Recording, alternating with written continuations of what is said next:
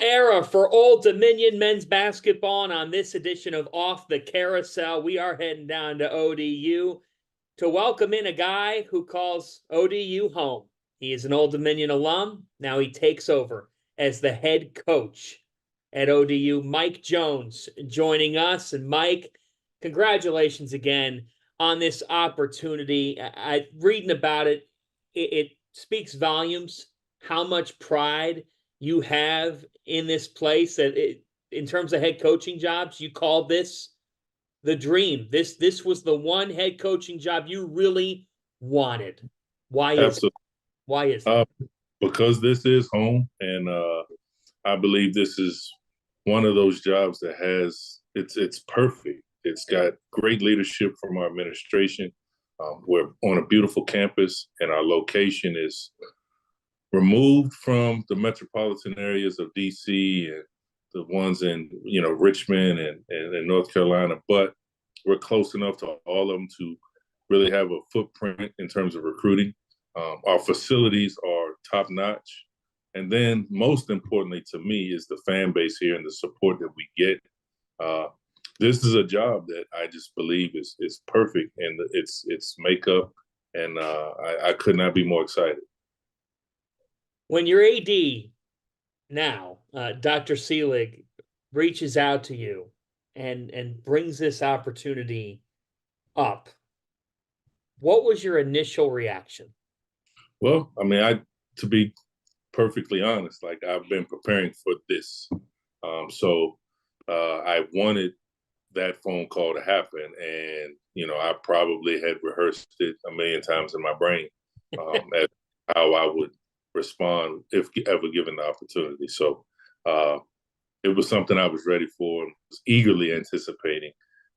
Going through a couple of interviews, and at the end of the second interview, when I was offered the job, I mean, I'll acknowledge I shed a tear because it means that much to me.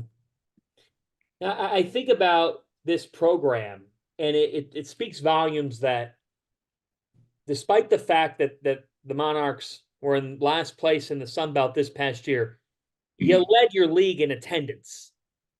The passion from your fan base, that interest, it's not something that's present in every program, whether it's high major at the level that you're at, wherever you go. When you know you're walking into a place where the people care, especially in this current climate, Mike, what's that mean? It means a lot because, as you mentioned, there are plenty of programs that have fan bases for teams that win, that don't show up like Monarch fans show up.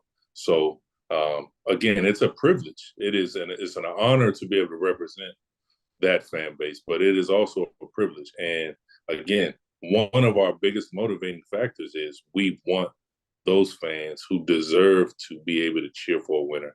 We want to give them that. It's a great selling point for recruiting. Like, you're going to be playing in front of one of the most passionate fan bases you'll find in college basketball. So, again, I could not be more happy, and I am so hell-bent on giving these fans exactly what they deserve, and that's a win. I look back to when you were introduced, Mike, and you've got Mario Mullen and David Harvey and Kevin Larkin and Kevin Swan, these guys that you played with, they attend on short notice. Harvey made the drive from Richmond where he teaches. He's an assistant basketball coach. You were part of something special that culminated in a triple overtime upset win over Villanova in 1995. Just how much did those guys instill that love that you have for this place as well? And to the hardcore ODU fans, what can you say about those teams that you were on in your playing days? Well, get used to it because that family vibe, that family atmosphere is what we're bringing back. And I think that was a great way. That's March 1st, 2024, to have all of those guys come back here on very short notice. Mario Mullen had to move around so many different things to come up. David Harvey, as you mentioned, I remember reaching out to him and saying, "Hey, man, any chance you feel like driving to Norfolk tomorrow?" And he was just like, "I'll be there." And like literally that was it. Kevin Swan and Kevin Larkin. Kevin Larkin was my roommate for a few years with Odell Hodge, who was also on staff with us. But like having those guys come back. But then all the messages I've gotten from more people from our era, but then also guys, Kenny Gaddison and Mark West from the previous era, and then from all the guys that came after us. This is a special place. We are a family/fraternity. And to have the very first act as the head coach here be with those guys present means a lot to me. And again, that is what we're preaching to our young men now. How was Kevin Larkin as a roommate? He was neat. He was the neat one. Hey, so how about this? So the first computer I ever really saw, and this is really making me sound old, but Kevin Larkin had a computer in our room. And that was one of the coolest things. We didn't have to walk all the way across campus to the computer lab because Kevin Larkin had a computer in the room. So I'll say that helped my grades. Kevin Larkin will beg to differ, but yeah. That's awesome. That is awesome. I want to turn as well to the guy that you take over for, because I think it's really cool how much you have a relationship with Jeff Jones, and as he retires, that family aspect, you welcome him into your program still, and he's always a Monarch. Describe your relationship with him and what that was like through the years, because Jeff said he tried to hire you a couple times. He did, and that's a very true story. We had numerous conversations about the possibility of me coming back, and I wasn't in the mind space to do that at the time. I spoke to Coach Jones yesterday. I'll probably, average over the course of this summer, I'll probably speak to Coach Jones twice a week, every week. And then shoot, who knows? It could be even more once we really get into it starting in the fall. So any coach that has the ability to have as a sounding board, have as a mentor, someone with Jeff Jones's resume should jump all over it. But then if you add to that the person that Jeff Jones is and the things that Jeff Jones has had to overcome in his life, I could not be more blessed to have someone like him as a sounding board, as a mentor, as someone that I know I can lean on. And the coolest thing for me is, Blaine Taylor is also still here. He works in our athletic foundation. And the last two head coaches who had a tremendous amount of success here, having both of those guys available to me is huge.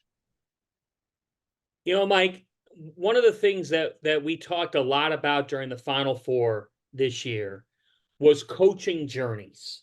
Dan Hurley at St. Benedict's and Nate Oates, a high school coach as well. And you look at that collection of four teams that we had, and those roots were brought up time and again, that it says a lot when you could be a high school coach, but there's a lot of great Division II, Division III coaches that never get that whole spotlight. You obviously did amazing things at DeMatha Catholic, coaching the highest of draft picks, future NBA All-Stars. What do you most appreciate about your time at DeMatha, and what's it say to you that some of the best college coaches are guys who at one time were patrolling the sidelines in high school? Yeah, so don't forget Kevin Keats, too. Kevin Keats was the head coach at Hargrave Military Academy. So I think the biggest thing for me is my time at DeMatha, first of all, we learned how to win. We learned what it took to win. And then the biggest thing for me is we learned how to continue winning. There's so many programs, especially at the high school level, but if you even look in college, they're good, and then they kind of fall back to the pack for a few years, and then they're good. Like, we want to build a winner, easier said than done, and then we want to build a consistent winner here. So my time at DeMatha definitely laid the foundation for, I know what it takes to win. I know how to win. But then once we start winning here, I know how to sustain it. I will never, ever, ever take for granted my days at DeMatha. And honestly, I hope to do well enough that there's so many more high school coaches that get an opportunity. Obviously, Danny Hurley is paving the way for so many, and I'll say of us, to get opportunities. Nate Oates doing the same thing. Kevin Keats doing the same thing. I hope to be able to contribute to that as well, because as you mentioned, there are a ton of coaches that are qualified and deserve an opportunity. When I go recruiting, I tell them all, hey, y'all need to help me out, because if I do well, that means your chance is coming. So.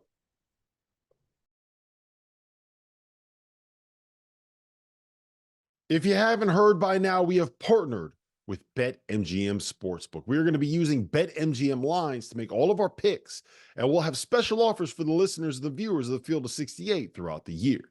If you haven't signed up for BetMGM yet, you can use bonus code FIELD, and you will get up to a $1,500 first bet offer on your first wager with BetMGM.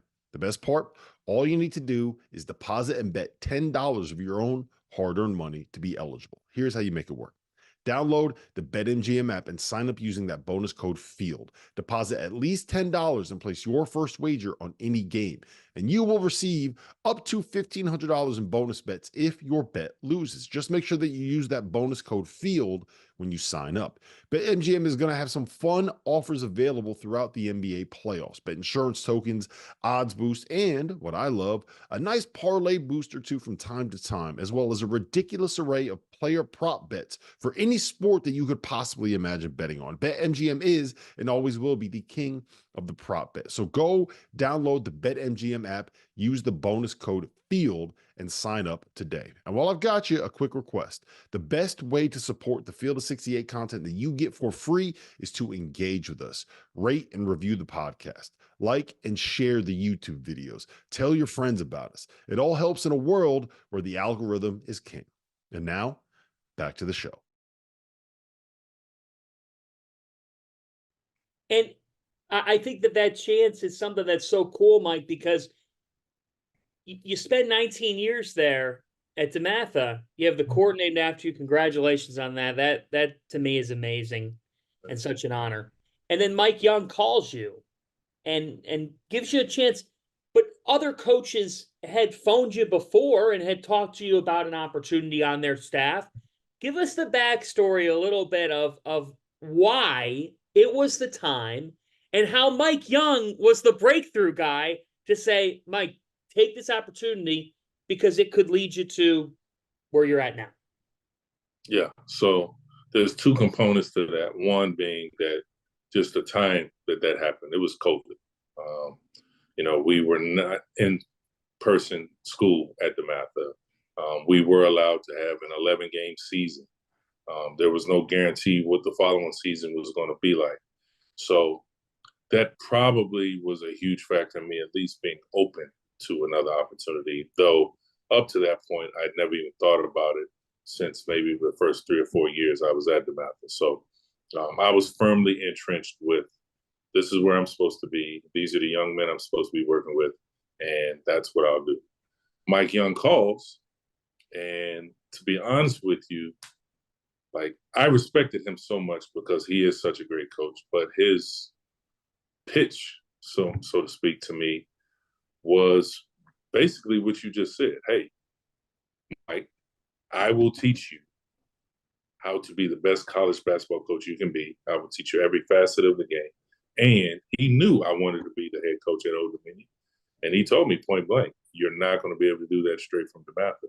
If you ever do want that job, you have to come on this side, and I'm giving you an opportunity to be on my staff, and I will help you do that. And he was a man of his word. And I thank him every time I see him. He is definitely, again, somebody who is a great mentor to me. And he did the best recruiting job, I guess I'll say. And then you went and you worked with Kevin Willard, who is obviously a relentless worker from his days under Coach Pitino, and how he coaches the game, how he prides himself as well, Coach Willard, in developing players. I just want to know, did you learn more about player development sessions or about a short game around the green, the ability to hit that clutch shot? All right, so let's be clear. Kevin Willard is such a great golfer.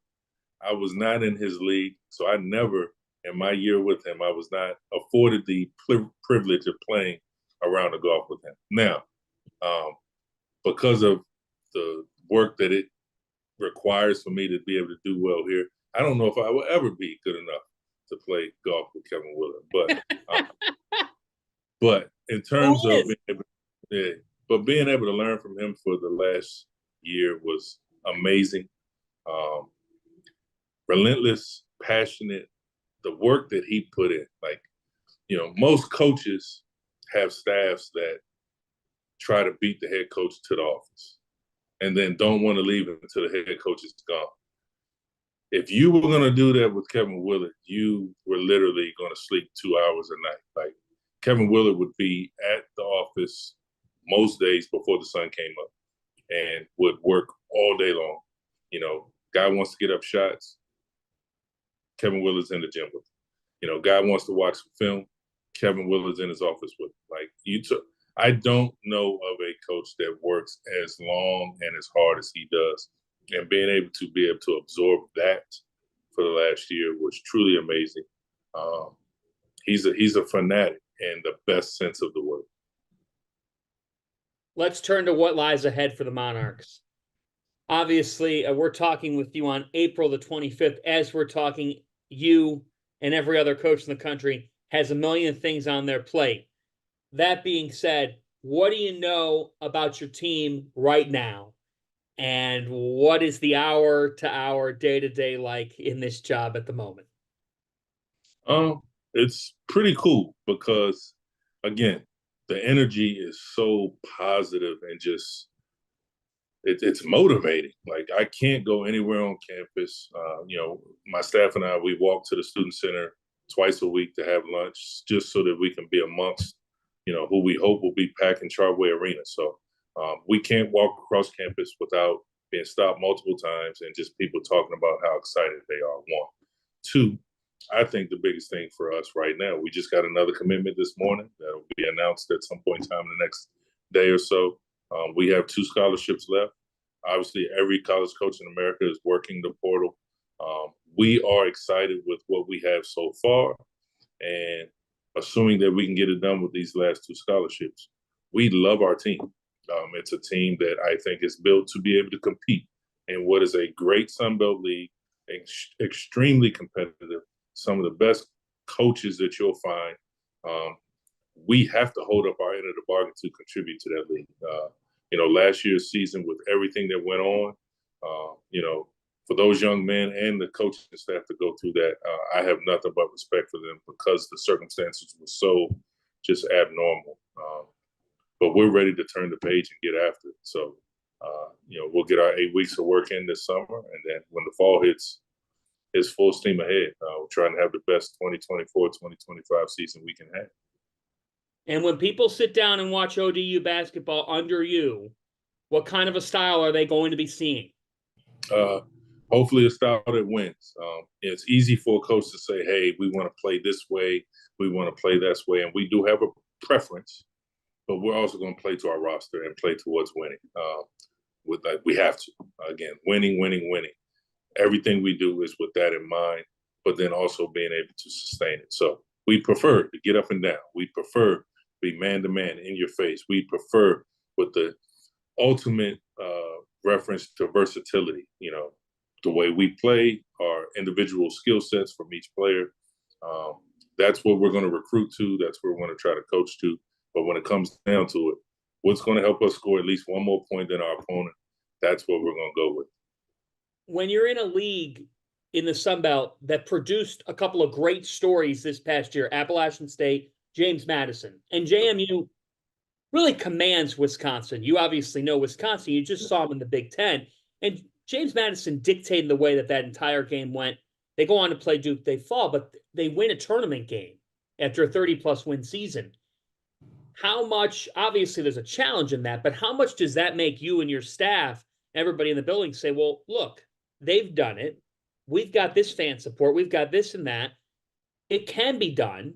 And it's our plan to get it done because in our league, you can have that type of season and win a tournament game or 2. Well, you got to remember, I come from the Old Dominion days of Dick Terrence Richmond teams beating Syracuse in the first round of the tournament. I come from that same league who a few years after our Villanova win VCU goes to the Final Four. George Mason goes to the Final Four. So I'm coming from a history of being a part of a league that has had that postseason success. And it was a driving factor in the other teams elevating themselves because, hey, this is possible in this league. So James Madison and App State this year doing what they did. Arkansas State making it to the Final Four of the CBI. Like, this is definitely a league where there can be postseason success. And it is the biggest motivator for me because I want to be one of those teams that everyone else is looking up to. All right, Mike, we're going to go rapid fire for 1 minute to 90 seconds, and then we're out on this. So here we go. Number one, I want to know in your DeMatha days, a guy that from the time that he started with you to the time that then he left you, went on to college, you were most amazed, a guy or two, by their development as a player in person. So Markelle Fultz, Victor Oladipo are the easy ones. You know, Markelle Fultz was, you know, someone that no one really knew about, and he becomes the number one pick in the draft, number one player in his class. So that's an easy one. Victor Oladipo, same thing. You know, I was recruiting Quinn Cook to come to DeMatha when I saw Victor Oladipo play for the first time. And he wasn't out there doing anything crazy, but it was, this kid plays hard as I don't know what. He's always around the ball, always smiling on the court. He becomes the number 2 pick in the draft. And then one that most people wouldn't expect me to say, I would say, is a young man by the name of Nate Darling. Nate Darling played in the NBA for the Charlotte Hornets. Yep. Nate Darling came to us as a sophomore and was probably 6'2", 150 pounds, and just worked and worked and worked. So much so that we literally had to give him a key to the gym because he was bothering coaches at all hours to let him in the gym to work out. And we gave him a key to the gym. He lived right across the street, and he utilized that, and he made himself into an NBA player. So I'd say those 3 are the easy answers. And that wasn't rapid, but all 3 of those guys deserve it. Let me go totally off the court. Your 2 or 3 artists that you're listening to in the car. So with the whole Drake and J. Cole, all that stuff, so I've been listening to those guys probably for the last couple of weeks. Just, you know, it's entertainment. So I'll take that. And then I'm a very eclectic person, so old school. So today, Charlie Wilson is coming to perform at Chartway Arena the beginning of May. Wow. So he's been on a playlist in my car as I'm driving on the road recruiting. Him, James Ingram, Jeffrey Osborne. So I cover all facets of this. So yeah. If I give you an hour or 2 of free time in the summer, not that there is such a thing, but a hobby, a hidden talent, something that you and your wife are doing, and anything. Well, a perfect day for me would be I get to sleep in just a little bit, and then I go play around the golf. And then when I come home, my wife has blessed me with some Maryland blue crabs. If that's a perfect day, I can have an adult beverage, eat some crabs, watch some basketball, play with my dogs. I don't see that day happening anytime soon, but hopefully next summer, you know, after a great first season, I'll get a day like that. Hey, it's a new day for the ODU Monarchs and in Norfolk, Virginia. There's excitement for some basketball. And once those wins come, which they will be coming, some blue crabs under Mike Jones. Mike, congratulations again on being home at Old Dominion. Best of luck in year 1. Thanks so much, John. I appreciate you.